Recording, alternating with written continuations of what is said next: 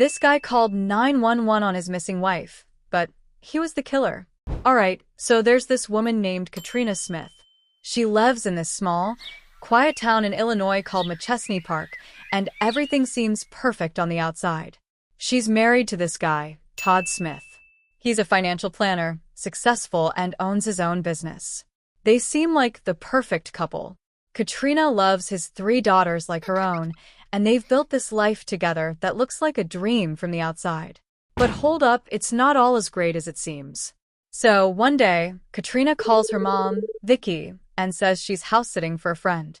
She mentions she's coming over for dinner in a couple of days, and her mom promises to cook her favorite dish. But guess what? That dinner never happens because Katrina disappears.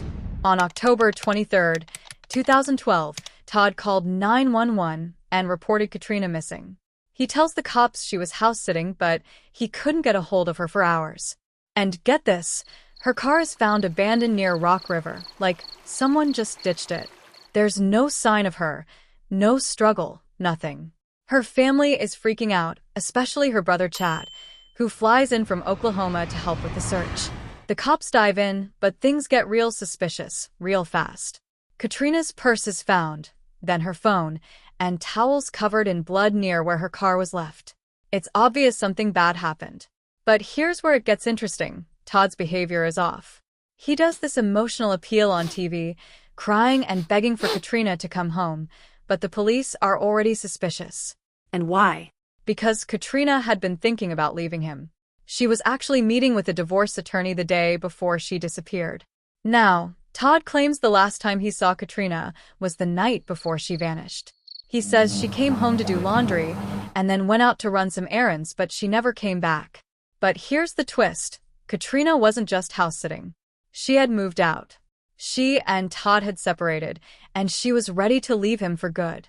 The cops find out about this and start digging deeper. Turns out, Katrina was having an affair with a coworker named Guy Gabriel.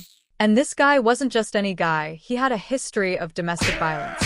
He wanted Katrina to leave Todd for him, and things were getting intense between them. So, naturally, Guy becomes the prime suspect. But wait, it doesn't stop there. While investigating Katrina's disappearance, the police find out that Todd had been acting super shady.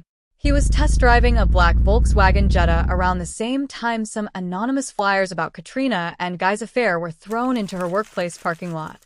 Todd denies any involvement, but things aren't looking too good for him. Fast forward to the discovery of Katrina's body. It's pulled from the river, and she was beaten to death with blunt force trauma to the head.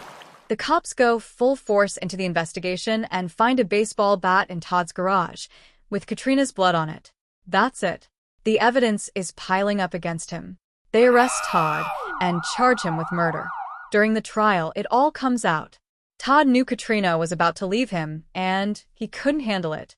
If she left, he'd lose everything. The house, the money, the life they built. So he snapped. He unalived her in the garage, cleaned up the evidence, dumped her body in the river, and ditched her car to make it look like she just disappeared. The jury finds him guilty, and Todd is sentenced to 55 years in prison. Katrina's family is devastated. They thought Todd was a great guy, but it turns out he was hiding a dark side all along. Here's his mugshot, and here's Katrina. Rest in peace.